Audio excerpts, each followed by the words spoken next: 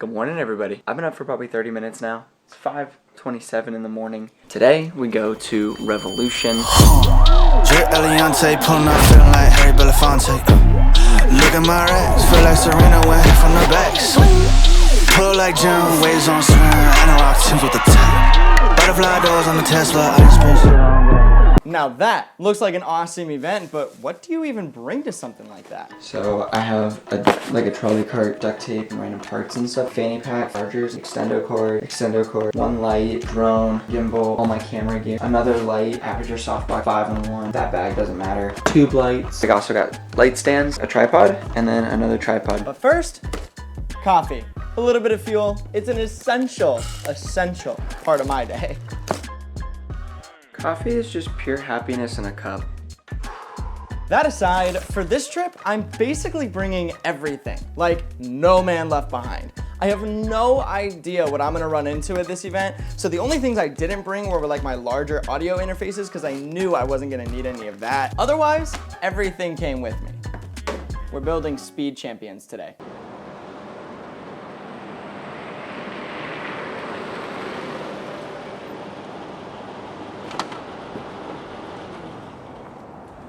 Oh man. What's up, Orlando? Alright, I have so much stuff. And we're gonna have to take it all in. Yep. Oh man, I've spent so many years at this convention center. Probably been here for the last like 9 years in a row. So when I'm not here for one convention, I'm here for another one on the next, so.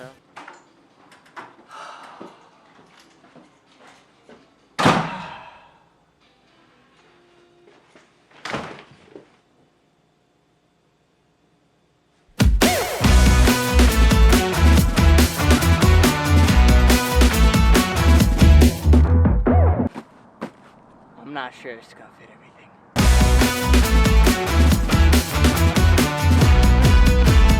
I'm pretty sure this is gonna stay, just not 100% sure, you know what I'm saying? And then I forgot about these. What the hell? Oh, and the camera, how am I gonna get the camera? I'm gonna have a mental breakdown real quick.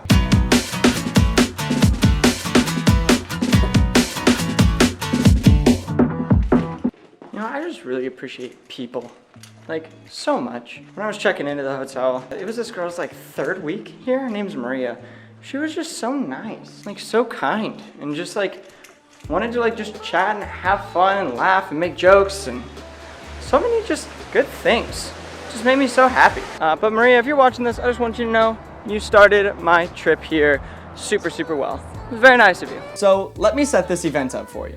First things first, I was hired by Trey Lowell with Lowell Productions as his second shooter for the event. This is not my client and not my event. Any and all credits to the overall production of the event and the final products produced at this event go to Lowell Productions, Young Americans for Liberty, and JRP Productions, who all work together to make this whole thing happen. The funny part is, for all the times and all the years that I've been to this resort, I've never once gone and taken pictures, but I guess now's the time. Take the shot, take the shot.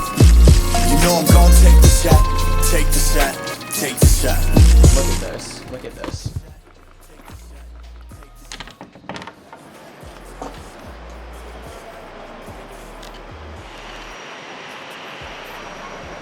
I have an inward-facing room at the Everglades. I'm so pumped for that. Wow, that's really well faked. Fake stone, plastic, crazy. I love this place. Every single day I feel the pressure. Double up the weight, let's make it. Good morning. Today we're gonna be setting up and we're gonna be filming quite a bit. It is 5:42 right now in the morning. I'm about to go to the gym. Every single day I feel the pressure. I forgot it's dark out. Pressure. Diamonds in my eyes, I know I'm special. In the gym, I gotta get my reps up. Right. It is content time. About to record. Got the whole setup going in here. I am super pumped. I got a tube light here, a tube light here. Then I've got my main key light right up there. Got that, which is lighting me. obviously camera and monitor over there, and then a fill light for the back wall. And I'm a fan of the image. Take a look at this image. But ladies and gentlemen, before we get started, hello, beautiful. Who are we going with today? We got Ghost Orange Cream, we got a Strawberry Guava, and then a Tropical Vibe. Oh man, what are we feeling today? I really think that orange creamsicle is about to go absolutely crazy. Let's do it. Let's go, Ghost.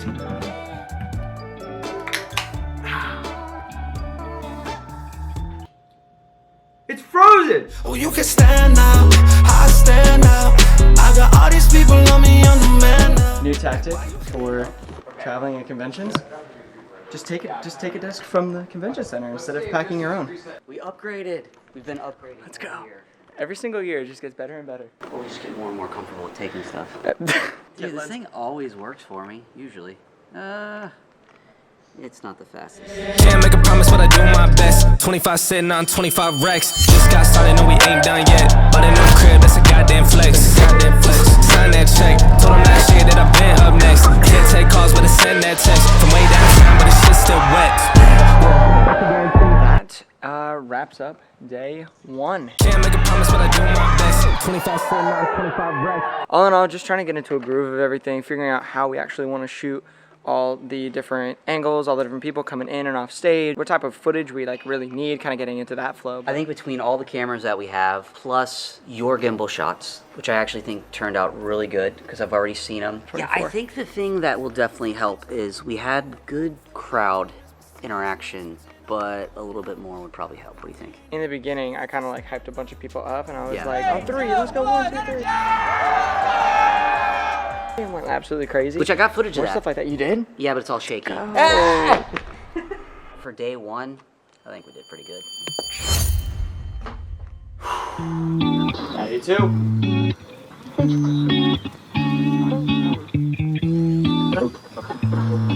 Now that everybody's leaving, I have a few minutes before they were playing copyrighted music, so here's what I was saying. At this point, everybody has left the main stage auditorium where we were all set up.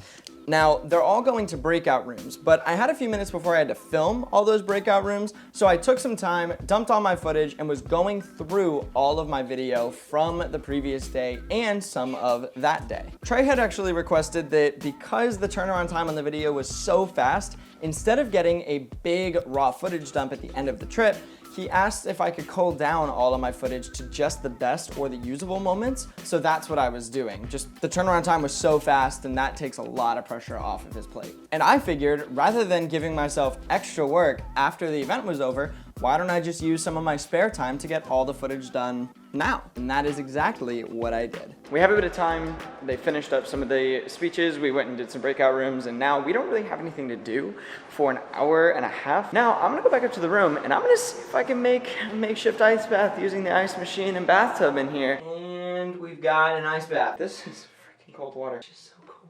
I don't even know how I'm gonna dunk myself in. I'm just gonna plunge.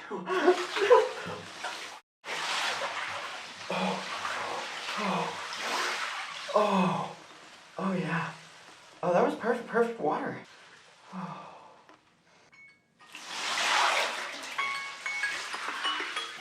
All right, well now that that's over with, we're going back.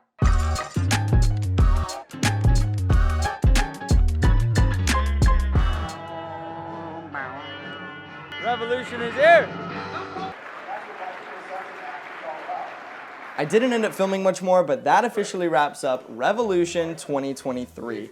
Our gear table was an absolute travesty of a mess, but Trey and I managed to keep it fun the entire weekend. Besides, it doesn't hurt getting to film big names like Rand Paul, Ron Paul, Vivek Ramaswamy, and many, many more. Now on the logistics side, I have two major takeaways. Number one, communication is everything. Trey and I would never really go more than 10 to 15 minutes without talking to each other. Basically, it just keeps everybody on the same page. And the second takeaway is variety is key. If Trey and I just shot the same setup all the time, handheld, and never left each other's side, our shot wouldn't look that unique. So here's a few ways that we changed it up a little bit. The first way was I was almost always on a gimbal and Trey was almost always handheld. We rarely ever switched, and whenever we did, it was for very important moments or reasons where the opposite of what we were doing just was not going to work. The second way was I shot almost entirely in 60 frames per second because I was on a gimbal and we can smooth that out, speed ramp it, slow it down, and Trey was almost entirely 24 frames on handheld. And the third way was we predetermined who was going to be shooting wide, tight, what moments, what angles we were going to be getting at specific moments when like important things were happening, and we needed to know, hey, you're going to be shooting the crowd wide angle and getting some tights while I'm going to be focused on the stage doing this, getting tights and wides. Or if we're both focused on the speaker, if we're both focused on the crowd, who's getting wide, who's getting tight, what type of shots are we getting? If you predetermine all of that, all you have to do is make eye contact across the room every couple minutes to make sure that you guys are both still on the same page, nothing's changed, and no like, oh, moments have come up. Now, obviously, we stayed adaptable, and if there was an opportunity to get a better shot or our shot was not working, we were able to take some liberties and make some creative decisions as long as it didn't sacrifice the overall quality of the shots that we were getting or the final product, and to be able to trust each other to make those types of decisions. Now, this is where having a fantastic relationship with the person that you're working with comes in real handy. Sure, you can communicate and get the job done with just about everybody, but there's something else about having a great relationship with the person that you're working with that makes you able to just like read their mind that much better and make better creative decisions on site by simple eye contact, or you understand how they make decisions, and if you have to make a decision, you can do so in a way that is most in alignment with how they do it. Basically, you can read their mind and then do what they would have done if in your situation, so it's all fine. All in, Revolution 2023 was a fantastic event, super high energy. We were able to have a great time while filming this event. Would absolutely do again for 2024. By the way, this is the Fast and Furious Dodge Charger. Fun fact, I've never seen Fast and Furious. Goodbye.